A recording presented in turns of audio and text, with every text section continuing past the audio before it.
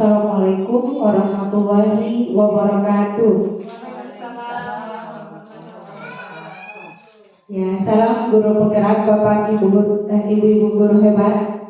Ya, baik, puji syukur kita panjatkan kehadiran Allah Subhanahu wa taala, di mana pada kesempatan hari ini kita masih dapat diberikan kesempatan sehingga kita bisa berkumpul di tempat ini dalam rangka diseminasi berbagi praktik baik saya sebagai calon guru penggerak angkatan 11 Kota Bau-Bau tentang penerapan budaya positif di sekolah. Di mana mungkin ibu-ibu sekalian pasti sudah kenal saya sendiri, nama saya Ramania. Kemudian di sini saya tidak bermaksud menggurui ibu-ibu sekalian, hanya kita berbagi praktik baik atau sharing ilmu apa yang kita dapatkan dalam pendidikan guru penggerak, ya Bapak Ibu. Kebiasaan Bapak Ibu padahal hanya ibu-ibu. Baik, untuk lebih mengefisienkan waktu mungkin kita langsung saja topik pada hari ini, yaitu penerapan budaya positif di sekolah. Sebelum kita lanjut pada topik-topik yang akan kita bahas hari ini, sebelumnya saya ada pertanyaan pemantik ini sama ibu-ibu sekalian. Apakah Bapak Ibu sudah pernah mendengar apa itu budaya positif? Ya, sudah ya. Pasti sudah tahu ya. Namanya ibu-ibu pasti sudah tahu. Karena ini sudah setiap hari kita lakukan sebenarnya di sekolah. Hanya mungkin kita belum paham apa-apa saja yang dimaksud dengan budaya positif di sekolah, ya. Jadi budaya positif itu contohnya seperti apa saja? Contohnya seperti buah positif semua. Ya, terima kasih. Menurut saya budaya positif itu contohnya seperti membiasakan anak untuk membuang sampah di tempatnya. Ya, kemudian juga mungkin disiplin datang ke sekolah tepat waktu. Ya, mungkin seperti itu Bu, terima kasih. Iya, sama-sama. Jawabannya luar biasa sekali ya. Jadi berarti sudah paham sebenarnya semuanya apa yang dimaksud dengan budaya positif. Kita lanjut. Jadi di sini ada beberapa topik yang akan kita bahas pada hari ini, yaitu terkait dengan budaya positif itu termasuk perubahan paradigma belajar, disiplin positif, motivasi perilaku manusia, kebutuhan dasar manusia, posisi kontrol guru, keyakinan kelas, dan segitiga restitusi. Kita masuk pada perubahan paradigma belajar. Yang dimaksud dengan perubahan paradigma belajar adalah perubahan pembelajaran dari pembelajaran yang berpusat pada guru ke pembelajaran yang berpusat pada peserta didik. Jadi di sini pembelajaran yang berpusat pada guru ini kita ubah ke pembelajaran yang berpusat pada peserta didik. Di mana yang sebelumnya kan kalau kita sebagai guru biasa kita terfokus misalnya hanya pada satu metode, kita hanya ceramah-ceramah saja. Nah, kemudian guru siswa dia hanya mendengarkan, jadi tidak ada istilahnya metode-metode yang bisa membuat peserta didik itu pembelajaran itu berpusat pada mereka. Jadi di sini kita mengubahnya agar pembelajaran itu bagaimana caranya supaya kita buat pembelajaran itu berpusat pada peserta didik, di mana kita sebagai guru itu hanya sebagai fasilitator atau kita hanya sebagai penuntun untuk mereka. Jadi di sini sesuai dengan filosofi pendidikan Ki Hajar Dewantara bahwa guru itu ibarat seorang petani. Jadi dan murid sebagai bibit tanaman. Guru tidak mungkin bisa membuat bibit padi tumbuh menjadi jagung atau sebaliknya. Guru hanya dapat menuntun segala kekuatan kodrat yang ada pada anak-anak agar mereka mencapai keselamatan dan kebahagiaan yang setinggi-tingginya baik sebagai manusia maupun sebagai anggota masyarakat. Jadi ibaratnya kita menanam padi. Nah, di situ kan tidak mungkin kita membuat mereka untuk tumbuh jadi jagung atau sebaliknya. Akan tetapi bagaimana kita tuntun mereka juga untuk menjadi padi yang subur, padi yang sesuai dengan harapan seperti itu. Jadi itu yang dimaksud dengan paradigma belajar yang sesungguhnya. Bagaimana kita mengubah pembelajaran itu agar berpusat pada peserta didik. Ya, mereka dibuat bisa lebih aktif. Bisa dipahami sampai sini mungkin ya. Lanjut. Ya, tentang disiplin positif. Budaya positif adalah seperti tadi yang disebutkan Ibu bahwa di sini termasuk pembiasaan-pembiasaan yang mengarahkan pada hal-hal yang dapat membawa kebahagiaan dan kenyamanan bersama demi tercapainya visi, misi, dan tujuan kelas atau sekolah. Apa saja kira-kira yang perlu dibiasakan dalam disiplin positif itu adalah suatu pendekatan mendidik anak untuk melakukan kontrol diri dan pembentukan kepercayaan diri. Siswa yang memiliki disiplin positif akan memiliki motivasi internal atau dari dalam dirinya yang tinggi dalam menguasai diri untuk melakukan tindakan yang sesuai dengan nilai-nilai kebijakan universal. Ya, apa saja itu nilai-nilai kebijakan? Nilai-nilai kebijakan adalah sifat-sifat positif manusia yang merupakan tujuan mulia yang ingin dicapai setiap individu, yang termasuk dalam ini. Kalau yang ke-6 ini dia termasuk dalam profil pelajar Pancasila. Ya, beriman dan bertakwa kepada Tuhan Yang Maha Esa, berkebinekaan global, bergotong royong, mandiri, bernalar kritis dan kreatif. Ini yang harus kita terapkan agar bisa tercapai itu profil pelajar Pancasila. Kemudian di sini kita lanjut pada teori motivasi atau motivasi perilaku manusia. Dalam teori motivasi, Dean Gonsen dalam bukunya menyatakan ada 3 motivasi perilaku manusia. 1, untuk menghindari ketidaknyamanan atau hukuman. Kemudian untuk mendapatkan imbalan atau penghargaan dari orang lain, dan untuk menjadi orang yang mereka inginkan dan menghargai diri sendiri dengan nilai-nilai yang mereka percaya. Ya, kita masuk pada hukuman dan penghargaan. Kira-kira ibu-ibu sudah tahu kira-kira bagaimana itu dampaknya kalau misalnya kita melakukan hukuman atau kita memberi penghargaan kepada peserta didik. Hukuman itu yang pertama, kira-kira apa itu? Berdampak bagaimana kira-kira kalau misalnya kita melakukan hukuman pada peserta didik kita? Silakan. Kalau misalnya kita melakukan hukuman,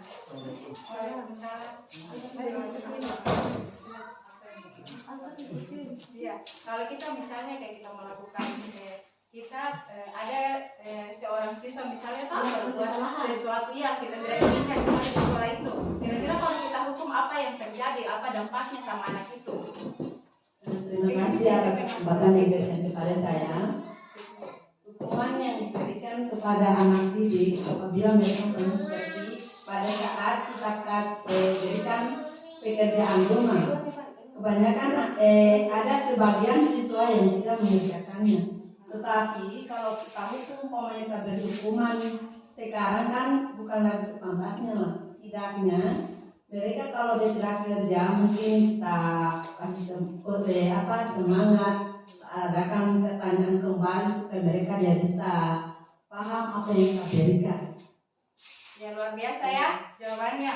Ya, berarti kita sudah paham tentang bagaimana motivasi perilaku Manusia. Jadi seperti apa yang disebutkan oleh Ibu tadi, bahwa sudah tidak sepantasnya bahwa kita akan memberikan hukuman. Di sini bukan hanya hukuman, bahkan penghargaan juga seperti itu. Yang tadinya mungkin kita rasa bahwa dengan kita memberikan penghargaan akan membangkitkan motivasi peserta didik itu. Tapi setelah kita menyadarinya bahwa kita memberikan penghargaan itu sebenarnya juga akan mematikan kreativitas anak yang lain. Ketika kita harus memberikan satu penghargaan hanya untuk misalnya siswa yang berprestasi atau siswa yang kita anggap unggul di situ, yang seharusnya ketika kita memberikan penghargaan itu berikan kepada semuanya. Jangan kita memberikan hanya pada satu anak saja, karena di situ akan mematikan motivasi anak didik yang lain. Mereka merasa kayak terkecilkan. Nah, jadi di sini bukan hanya hukuman dan penghargaan juga masuk dalam itu.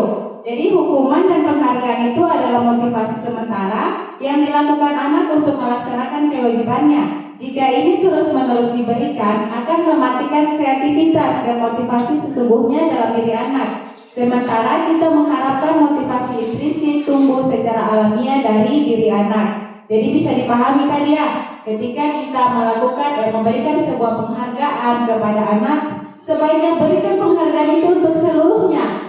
Jadi mereka bisa merasa motivasi intrinsik dari dalam dirinya itu tidak terkecilkan. Mereka bisa mendapatkan semangat atau motivasi dirinya sendiri dari apa yang kita berikan itu. Kita bisa memberikan penghargaan, tetapi tidak boleh satu-satu seperti itu tadi. Atau misalnya kita rasa bahwa ini siswanya unggul nih dalam kelas ini, kita harus berikan penghargaan biar yang lain bisa menjadi contoh. Padahal sebenarnya itu bisa mematikan itu tadi semangatnya yang lain. Mereka merasa bahwa oh dia hanya diberi penghargaan karena mungkin merasa seperti ini. Kita apa daya yang tak punya keunggulan misalnya seperti itu. Padahal masing-masing anak itu kan sudah punya keunggulan masing-masing, sudah punya bakat masing-masing. Hanya bagaimana kita guru mendorong bakat itu supaya bisa muncul. Mungkin seperti itu ya. Kita lanjut pada kebutuhan dasar manusia. Dalam budaya menerapkan budaya positif di sekolah, guru itu harus juga mengetahui apa yang menjadi kebutuhan dasar peserta didik kita. Di sini ada 5. Yang pertama, kebutuhan untuk bertahan hidup. Ada makan, kesehatan, biologis, kemudian dia merasa aman ketika berada dimanapun. Kebutuhan merasa diterima, jadi sini merasa diterima oleh keluarga, kelompok, guru, juga teman-teman. Dan kebutuhan akan kebebasan atau membuat pilihan. Kemudian kebutuhan dan kesenangan memasukkan kegiatan yang menyenangkan dalam kelas.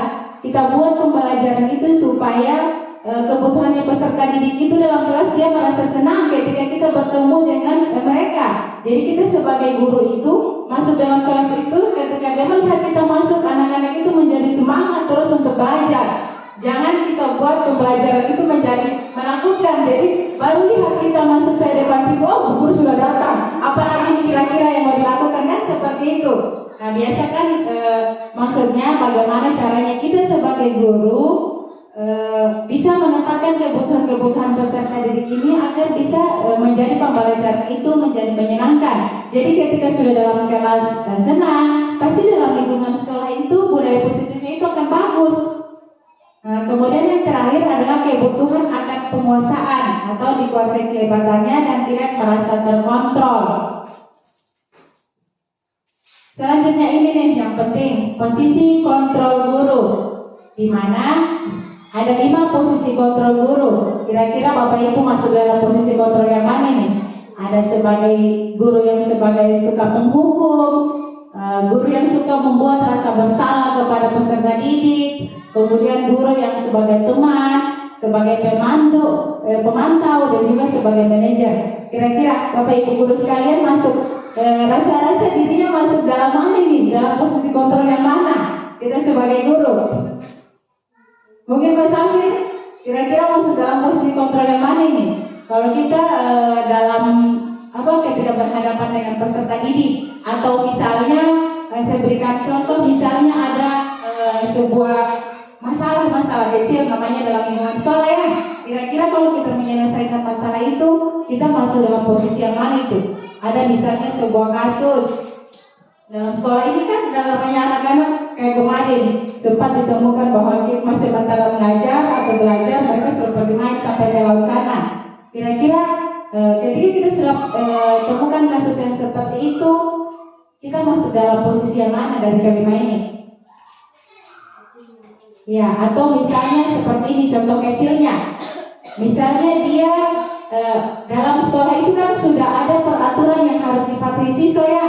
Misalnya setiap hari Senin, Selasa, Rabu itu dia harus memakai sepatu hitam dan tidak boleh warna lain. Ya, harus sepatu hitam.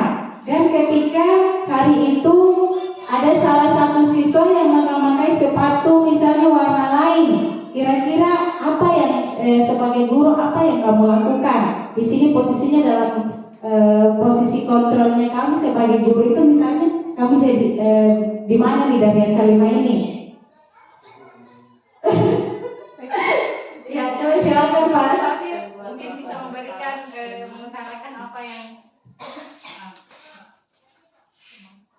Sebenarnya kalau untuk masalah pertama mungkin kalau untuk kesalahan pertama mungkin masih ditoleransi. Tapi ketika seorang anak didik itu selalu berulang-ulang, kayaknya harus ada hukuman. Iya.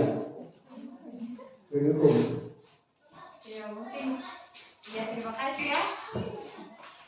Jadi tadi Katanya kalau sudah dilakukan berulang mungkin dilakukan hukuman ya. Ya, mari kita lihat satu-satu. Karena di sini sangat penting ini posisi kontrol guru. Ini berkaitan dengan diri kita sendiri sebagai pengajar.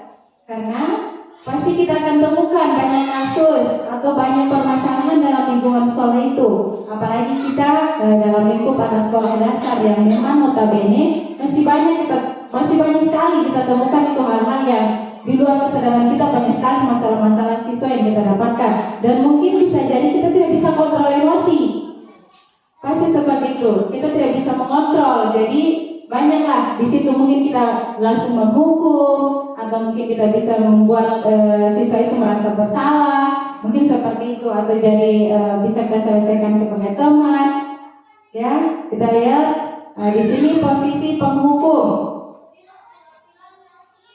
Nah, posisi penghukum di sini kita harus tahu dulu bahwa seperti apa itu kita menghukum. Pertama, kita berbicara dengan nada tinggi. Jadi suaranya kita langsung panggil, "Hai, kamu sini.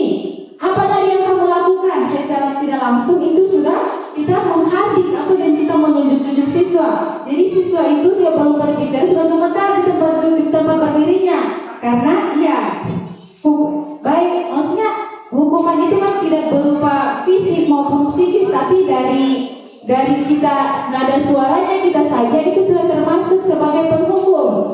Karena dengan cara kita memanggil siswanya kita dengan nada tinggi dari kejauhan misalnya, atau misalnya ya contoh kecilnya, dia terlambat bangun itu si anak terlambat bangun, jadi terlambat datang sekolah, masih di depan gerbang kita sudah teriakin, "Hei kamu kenapa kau datang terlambat? Tiap hari kamu pekerjaanmu begitu." Yang tadinya semangatnya dia mau datang sekolah untuk belajar hilang seketika. Karena yang tadinya baru lihat itu sudah menyala-nyala, sudah naik tanduk. Jadi seperti itu sudah merupakan contoh penghukum dengan padahal kita baru melakukan hukuman berupa fisik. Misalnya kamu lari sana keliling lapangan, atau kamu push up dulu situ sebelum masuk kelas, atau kamu berdiri dulu di belakang pintu. Itu kan sudah merupakan hukuman berupa fisik. Tapi dengan nada tinggi, menghardik, menunjuk-nunjuk, membentak itu juga termasuk posisi kontrol guru sebagai penghukum, di mana di sini berdampak pada murid yang cenderung memberontak. Dengan kita memperhatikan siswa juga begitu. Tidak mungkin kalau misalnya kita suara-suaranya kita nada tinggi atau kita menunjuk-nunjuk, dia mau begitu, dia mau terima saja. Karena kan siswa juga dia tidak mau. Banyak juga siswa itu tidak mau. Dengan kita keras seperti itu, dia justru memberontak juga. Jadi dia murid akan menyimpan dendam. Jangan berpikir bahwa dia sebagai murid masih kecil, mungkin pasti dia akan lupa juga dan dia akan sadar bahwa kita sebagai gurunya tujuannya kita baik. Iya, tujuannya kita baik menurut kita, tapi belum tentu menurut anak. Dan dia itu bisa jadi ingat untuk seumur hidupnya bahwa dia, saya pernah dilakukan seperti ini oleh guruku. Kan seperti itu. Kemudian tidak menyukai guru atau materi yang diampu. Dengan yang tadinya kita sudah suaranya tinggi, menghardik, menunjuk-nunjuk. Di sini kalau kita masuk mengajar di kelasnya lagi, dia sudah mulai ingat-ingat bahwa ternyata dia guru seperti ini. Jadi apa yang kita sampaikan itu bisa jadi tidak masuk lagi dalam hatinya, dalam ingatannya, karena itu tadi dampaknya. Kita sebagai penghukum itu, ya mungkin sampai situ. Kita lanjut. Ya, ini tadi ada nih pertanyaan. Yang pertama, mencatat 100 kali di dalam buku kalimat, "Saya tidak akan terlambat lagi karena terlambat ke sekolah." Ini hukuman atau konsekuensi? Kalau kita suruh siswa nih, dia masuk dalam hukuman. Karena biasanya kan kita suruh siswa itu udah menulis 2 lembar, ulangi kata-kata kalimat yang itu. "Saya tidak akan mengulanginya lagi, saya tidak akan," sampai habis. Padahal apa fungsinya? Tidak ada. Justru hanya membuat juga siswa itu dia kritik jarinya, tapi tidak akan masuk dalam hatinya bahwa saya harus, bisa jadi dia melakukan kegiatan itu kembali lagi. Nah, kemudian yang kedua, lari mengelilingi lapangan basket 2 kali karena terlambat hadir di sekolah. Kira-kira ini Bapak Ibu masuk hukuman atau konsekuensi?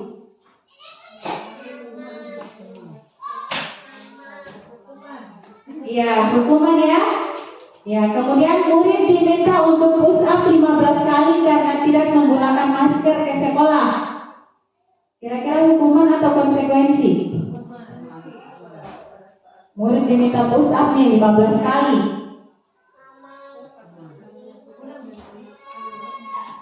Ini hukuman atau konsekuensi?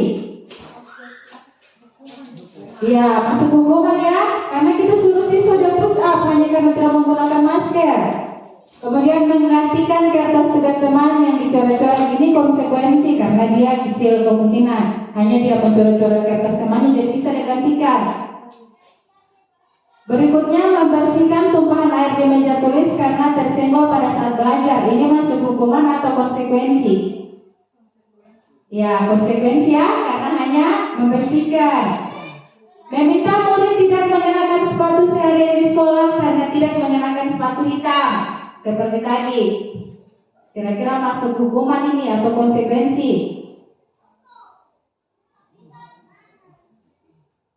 Meminta murid tidak mengenakan sepatu seharian di sekolah karena tidak mengenakan sepatu hitam. Ini hukuman atau konsekuensi? Ya, masuk hukuman. Hanya karena dia tidak mengenakan sepatu hitam, kita tidak mau kasih pakai dia sepatu seharian. Padahal kan kita belum tahu alasannya apa sehingga dia mengenakan sepatu itu. Bisa jadi mungkin saat dia terburu-buru sampai lupa nih mau pakai sepatu warna apa, atau mungkin kemungkinan dia basah saat dia pulang sekolah. Kan banyak alasan untuk anak-anak. Jadi tidak serta-merta dengan seperti itu kita langsung berikan hukuman. Yang terakhir, lari mengelilingi lapangan basket 2 kali karena terlambat 10 menit untuk pelajaran PJOK. Ini konsekuensi karena memang PJOK itu biasanya suka berlarian tanpa kita suruh juga begitu. Ya, kemudian posisi kontrol yang berikutnya adalah posisi pembuat rasa bersalah.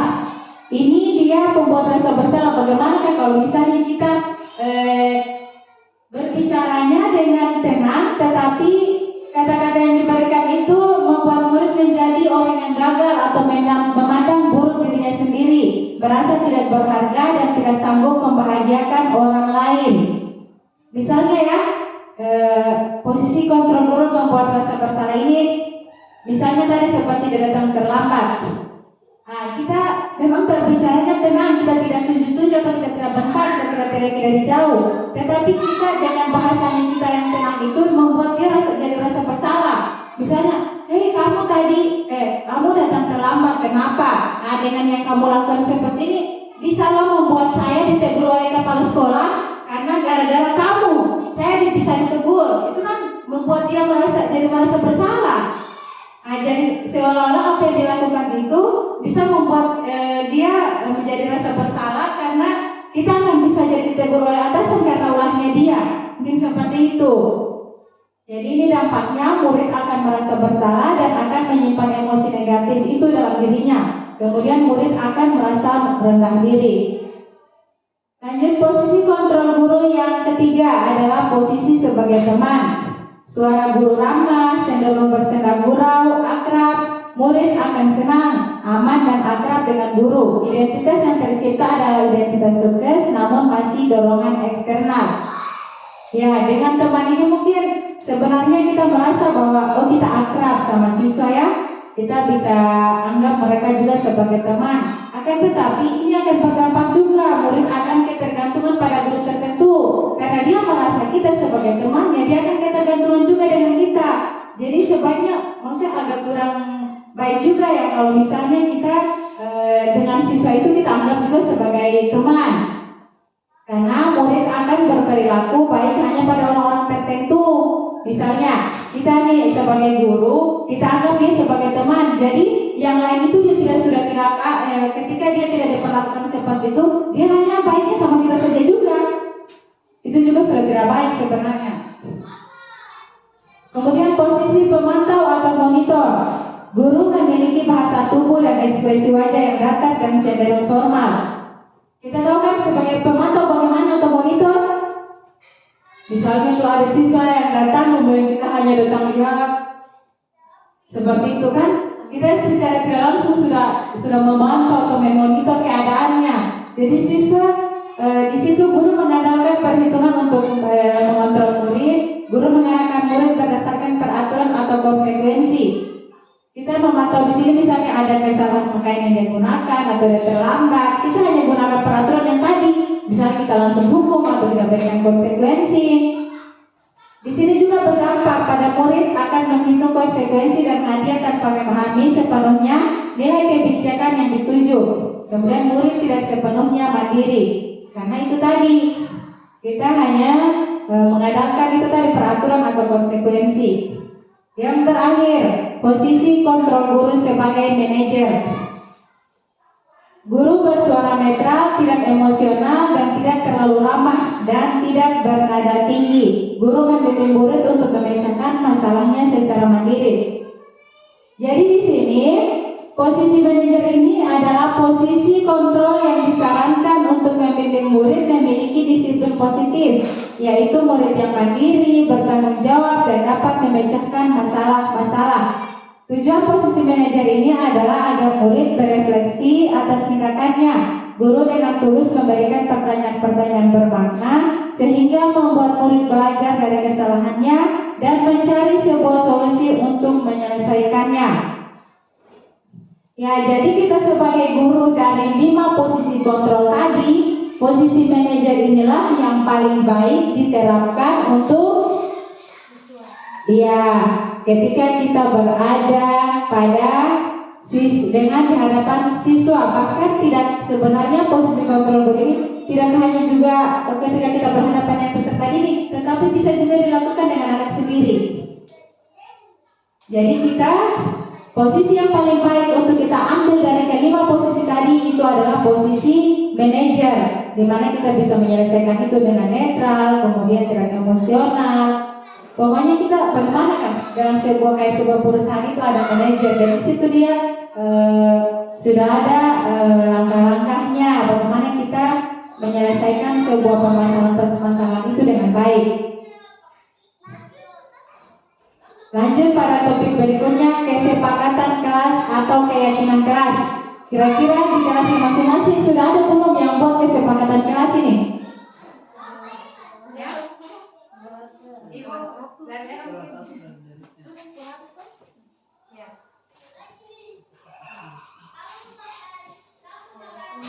Bismillahirrahmanirrahim. Terima kasih atas kesempatan yang diberikan saya. Kalau saya adakan sekarang di kelas 1, saya sudah memulainya. Misalnya seperti kalau kelas 1 itu kalau kita hadapi kan mereka kan kebanyakan lari terlalu temannya. Jadi saya terapkan di kelas apabila ada temannya yang berkeliaran apa hukumannya, kita kasih hukuman. Maksudnya kasih semacam iya, konsekuensi tadi. iya. Terus kalau teman tapi Iya. konsekuensi karena sudah sepakat bersama. Iya, bersama. Misalnya di dalam kelas teman-temannya masih ada yang kaku, yang kaku misalnya sementara duduk, temannya datang dari belakang bisa tarik jilbabnya temannya. Itu saja. Oke. Assalamualaikum warahmatullahi wabarakatuh. Waalaikumsalam warahmatullahi wabarakatuh. Ya, terima kasih. Berarti sudah ada ya semua kelas, sudah ada kesepakatan kelasnya atau keyakinan kelasnya. Ya, kita harus tahu dulu ini kesepakatan kelas. Salah satu penerapan disiplin yang secara terus-menerus yang mengacu pada nilai-nilai kebajikan yang dapat menciptakan budaya positif adalah dengan membangun atau menyusun kesepakatan atau keyakinan kelas, di mana kesepakatan ini disusun dan dikembangkan secara bersama-sama antara guru dan murid. Di dalamnya berisi beberapa aturan untuk membantu guru dan murid bekerja sama membentuk kegiatan belajar mengajar yang efektif. Kesepakatan kelas juga tidak hanya berisi harapan guru terhadap murid, tetapi juga harapan murid terhadap guru, serta harapan guru dan murid terhadap proses pembelajaran yang berlangsung. Kesepakatan kelas yang menuntut nilai positif yang diyakini bersama oleh guru dan murid selama proses pembelajaran disebut keyakinan kelas. Jadi Bapak Ibu sekalian, ketika kita masuk dalam kelas, sebelum itu kan pasti ada namanya kesepakatan kelas yang harus kita terapkan secara terus menerus. Misalnya, contoh ya, salah satunya kesepakatan kelas. Yang bertugas piket setiap hari harus menyapu sebelum gurunya masuk. Kemudian apalagi yang berikutnya, kita tanya itu sama anak-anak, kira-kira kesepakatan kelas apa lagi yang anak-anak sekalian inginkan supaya pelajaran kita ini lebih baik, lebih menyenangkan, kemudian terasa aman, nyaman.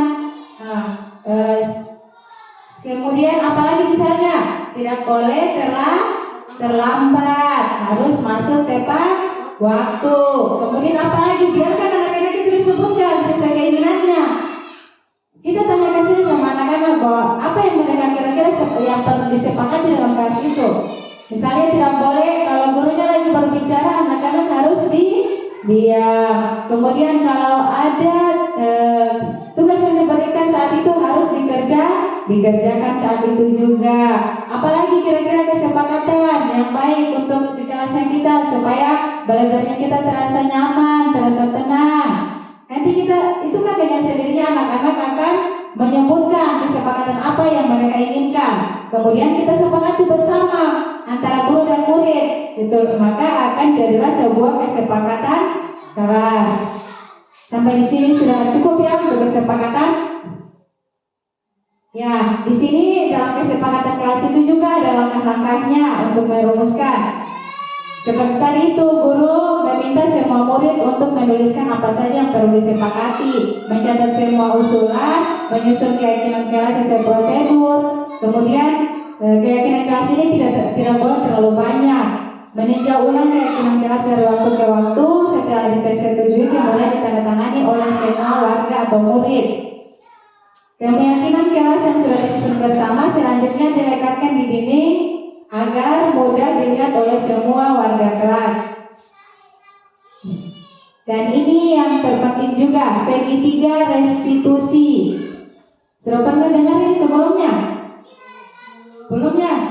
Restitusi. Ya, coba kita lihat bersama. Restitusi adalah proses menciptakan kondisi bagi murid untuk memperbaiki kesalahan mereka sehingga mereka bisa kembali pada kelompok mereka dengan karakter yang lebih kuat. Penerapan restitusi dikenal dengan nama segitiga restitusi. Jadi segitiga restitusi adalah proses dialog yang dijalankan guru atau orang tua agar menghasilkan murid yang mandiri dan bertanggung jawab.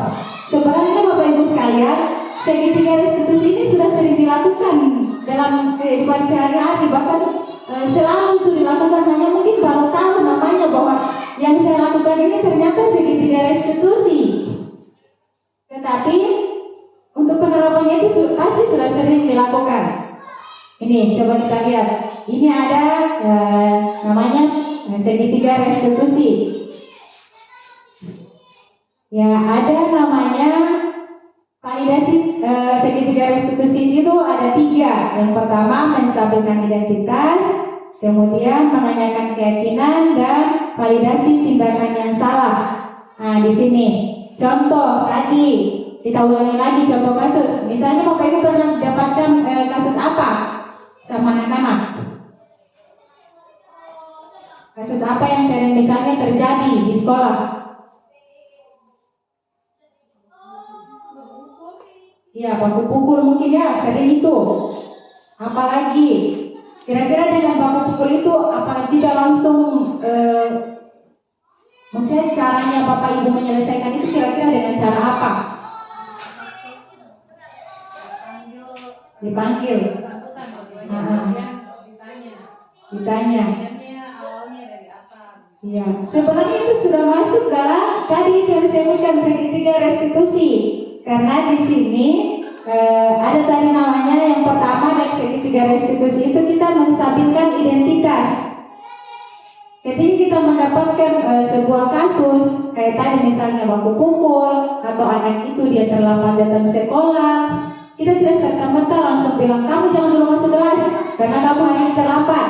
Kebiasaan tiap hari seperti itu terus, kan seperti itu. Nah, padahal kita bisa gunakan segitiga restitusi ini untuk menyelesaikan masalah-masalah apapun yang kita dapatkan di sekolah ini, utamanya dengan anak-anak kita. Nah, yang pertama ada di sini namanya menstabilkan identitas. Menstabilkan identitas, kita ajukan pertanyaan dan kita menyelesaikannya.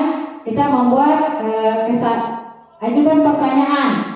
Misalnya kita panggil tadi yang bermasalah, kemudian kita sampaikan bahwa membuat kesalahan itu memang sesuatu yang wajar, bahwa manusia itu tidak ada yang sempurna. Kita bisa memperbaiki masalah ini dengan baik. Saya tidak menanyakan kesalahannya, tapi fokus memperbaiki masalah ini. Jadi tujuan kita menstabilkan, bagaimana caranya kita stabil dan jangan kita justru kita memojokkan itu peserta didik, tapi bagaimana kita menstabilkan identitas itu supaya siswa kita atau anak kita itu bisa terbuka. Jadi masalah itu bisa terselesaikan dan kita bisa dapatkan solusinya dari masalah itu. Kemudian apakah saat ini kamu tengah menjadi orang yang baik untuk dirimu sendiri? Dengan pertanyaan-pertanyaan seperti ini, maka siswa dengan sendirinya akan menjawab pertanyaan ini dengan baik. Kemudian validasi tindakan yang salah. Berdasarkan prinsip setiap perilaku ini, guru untuk validasi tindakan yang salah ini, misalnya tadi dia melakukan kesalahan itu ya, terlambat atau baku pukul itu, kita panggil juga, baru kita sampaikan bahwa kamu bisa saja bertindak lebih gegabah dari ini. Kemudian kamu bukan melakukannya tanpa satu alasan kan? Pasti seperti itu. Pasti kamu melakukan, misalnya kamu datang terlambat, pasti ada alasannya kenapa kira-kira. Kan seperti itu. Ya, jadi kamu melakukannya karena misalnya kamu bisa, mungkin kamu bisa mempelajari suatu perilaku yang baru lebih baik.